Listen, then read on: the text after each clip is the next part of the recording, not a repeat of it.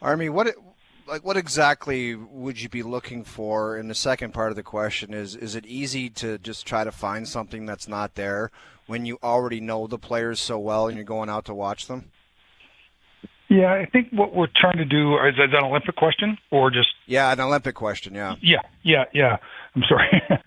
Yeah, I think what we tried to do is just you know go out and find and look at some of these younger players for the first month of the season, and then we had a meeting, and now we sort of honed our list down to a more workable number, and anyone not on the list had to find us, that next month, and now we're going to meet again in December, and we'll hope to come out of that one with probably 70 to 80% of the team in our mind picked, and then sit with the coaches and find out, okay, what areas do we need? We'll go over all the analytics of penalty kill, power play, face-offs, things that could help round out a team. And but right now we're trying to understand. We like the resumes are deep and long. We don't have to look at some of those players, but some of these younger players that are coming into their own right now, we want to give them full opportunity if they have a good 3 months to get legitimate opportunities to make this team, and that's what we're doing now.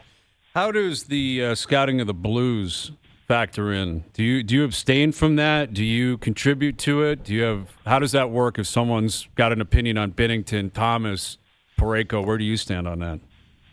Yeah, well, what we've done in the past, and I was fortunate to work with Steve Yzerman in 10 and 14, is that if you're talking about a player on a certain team, you go last.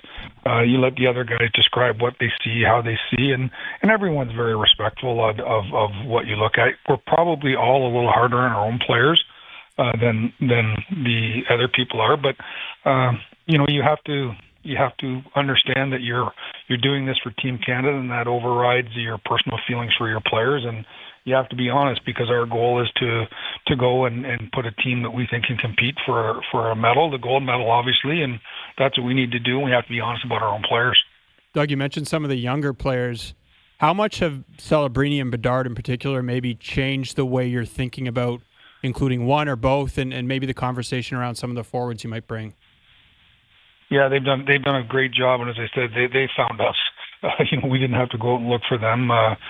Both, young players, both having their career years, both have taken their franchises from. They're both fighting for playoff spots now, probably a little bit further ahead than some people had thought, and they're the lead horses there, and they're certainly in this equation as we pull this together, and then. Again, it's taking it back to John Cooper and his staff on, okay, here are your power play people. Where do these guys fit in? Penalty kill, where do these guys fit in? How do they round out our roster? We watch who they play with their NHL teams, why they're having success with those teams. Do we have the complement players that can provide them with that? And also, can they provide the players that are there, complement what we have? So it's a jigsaw puzzle. I think there's going to be changes from the Four Nations, which is normal.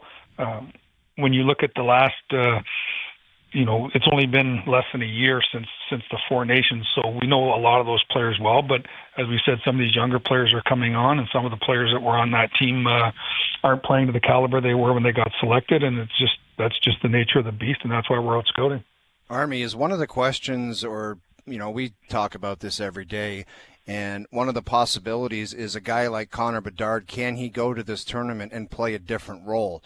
Like, does that make sense of even having that conversation, or is it you want Connor Bedard doing Bedard things, not doing something different that he's asked, like becoming a checker?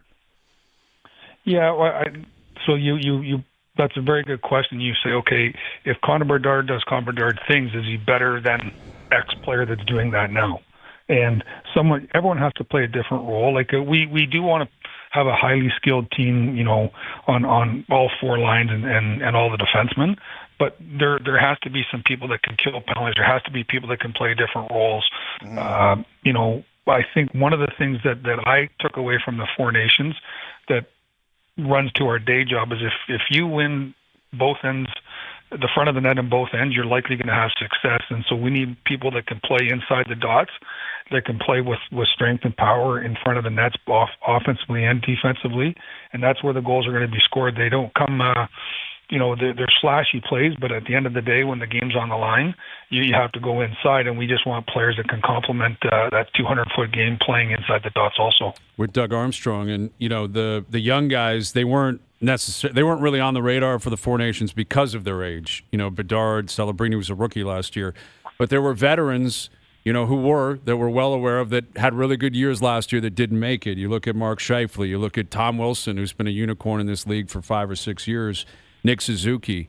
What was the message to those guys who were veterans, play inside the dots, big boys, know how to win? They didn't make it at the Four Nations. Was there a message, directed towards them in particular as to how you get onto the radar this time? Because all three of those guys are having great seasons this year. Yeah, they are, and we just looked at how they played after the Four Nations, how they played if they went to the end of the playoffs, how they played in the playoffs. If not, how they do at the World Championships, and then we got out and scouted them the first 2 months of the year, and we'll do one more month. And it's great competition, and we had all those players were invited to our orientation camp. There was conversations on what we're looking to do, how we want to play, and they had to go out and do their job, and they're making it very difficult. Those players you talked about, with probably 4 or 5 more guys that went to the Worlds that have done or having good years, that provide some of that size and power that we're talking about, that are going to make those December meetings very interesting.